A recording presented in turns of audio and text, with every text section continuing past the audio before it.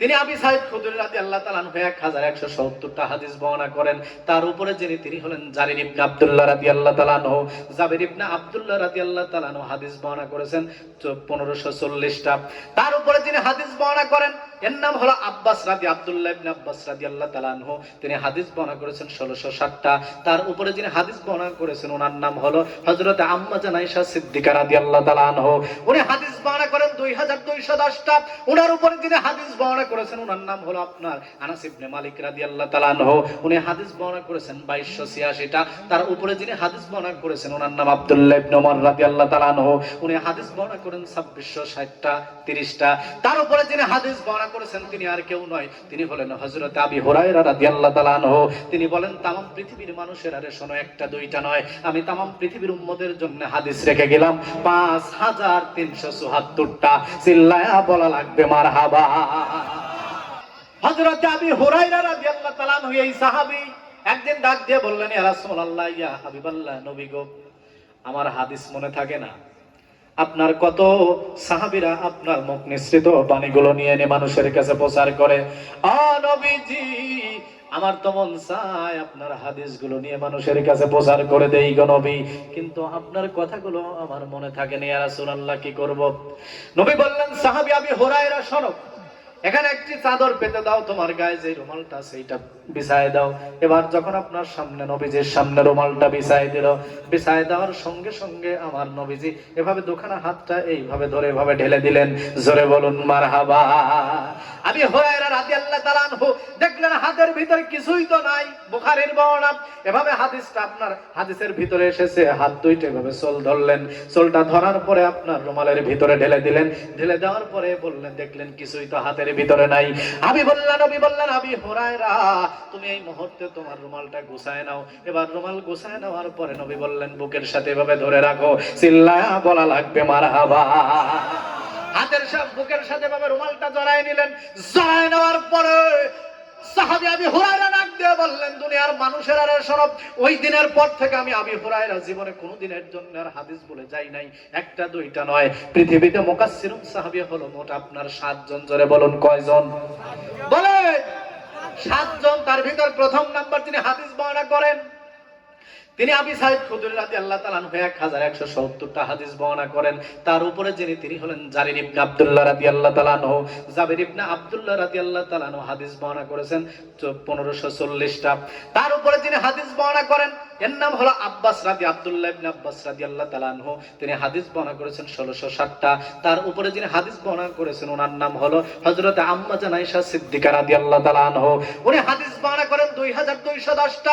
ওনার উপরে যিনি হাদিস বর্ণনা করেছেন ওনার নাম হলো আপনার আনাস ইবনে মালিক রাদিয়াল্লাহু তাআলা আনহু। উনি হাদিস বর্ণনা করেছেন 2286টা। তার উপরে যিনি হাদিস বর্ণনা করেছেন ওনার নাম আব্দুল্লাহ ইবনে ওমর রাদিয়াল্লাহু তাআলা আনহু। উনি হাদিস বর্ণনা করেন 2660টা 30টা। তার উপরে যিনি হাদিস বর্ণনা করেছেন তিনি আর কেউ নয়, তিনি হলেন হযরত আবি হুরায়রা রাদিয়াল্লাহু তাআলা আনহু। তিনি বলেন তামাম পৃথিবীর মানুষের আরে শোনো, একটা দুইটা নয়, আমি তামাম পৃথিবীর উম্মতের জন্য হাদিস রেখে গেলাম 5374টা। চিল্লায়া বলা লাগবে মারহাবা।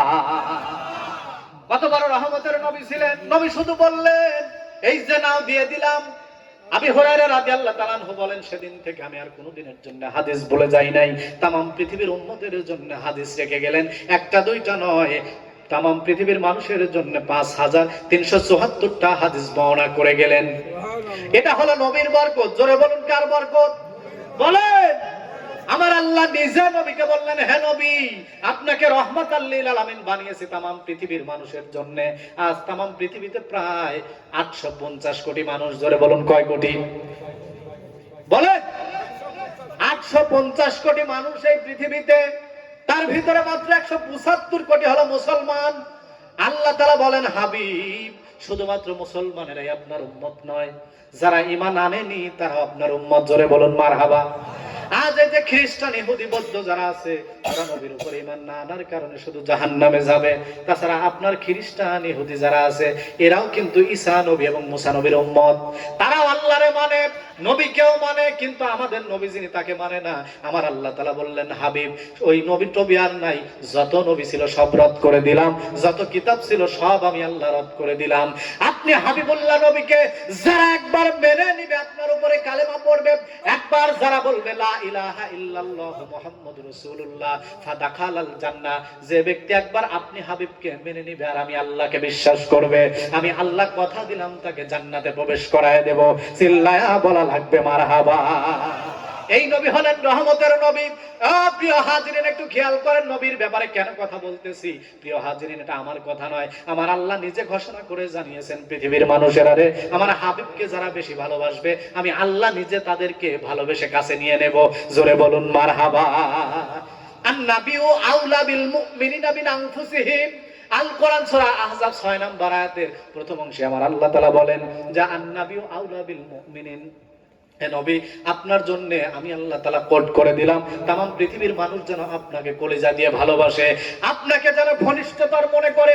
এই আয়াতের তাফসীর লিখতে গিয়া আল্লামা ইমামউদ্দিন কাসির রাহমাতুল্লাহ আলাইহি তার তাফসীরে কাসিরের ভিতরে উল্লেখ করে জানালেন, শোনো, একদিন হঠাৎ করে হযরতে ওমর ফারুক রাদিয়াল্লাহু তাআলা আনহু আসলেন। আসার পরে বললেন, ইয়া রাসূলুল্লাহ, ইয়া হাবিবাল্লাহ, নবীজি, ও রহমতের নবী, আমার পরেই আমি আপনাকে ভালোবাসি। সুবহানাল্লাহ কোন। কিন্তু নবী ডাক দিয়ে বললেন, ওমর তোমার ঈমান হয় নাই। কত বড় কথা ভাবেন একবার। শুধুমাত্র বললেন নবী আমার পরেই আপনাকে ভালোবাসি, নবী বললেন তোমার ঈমান পরিপূর্ণ হয় নাই। এবার চুপ করে আছে এত বড় নবীর সাহাবী, যেই সাহাবীর ব্যাপারে আমার নবী বলেছেন আমার পরে কোন নবী হলে সর্বপ্রথম আমার উমার নবী হয়ে যেত। জোরে বলুন মারহাবা। কিছুক্ষণ পরে চুপ থেকে হযরত উমর রাদিয়াল্লাহু তাআলা আনহু বললেন, ইয়া রাসূলুল্লাহ, ইয়া হাবিবাল্লাহ, নবী গো, আমার বড় ভুল হয়ে গেছে গো নবী, আমার কথাটা বড়ই ভুল হয়ে গেছে, ইয়া রাসূলুল্লাহ আমাকে ক্ষমা করে দিবেন। আমি উমর আর কি হলাম, আমি উমরের জীবনের চাইতে আপনাকে ভালোবাসি। নবী সঙ্গে সঙ্গে সাক্ষ্য দিয়ে দিলেন, ওমর শোনো, তুমি ওমর শুধু নয় तमाम পৃথিবীর মানুষ যদি একটাবার বলে যে আমার জীবনের চাইতে আমার হাবিব নবীকে বেশি ভালোবাসি, তাহলে আমি নবী কথা দিলাম ওই মানুষটা সবচেয়ে বড় দুনিয়াতে ঈমানদার। চিল্লায়া বলা লাগবে মারহাবা। লা ইলাহা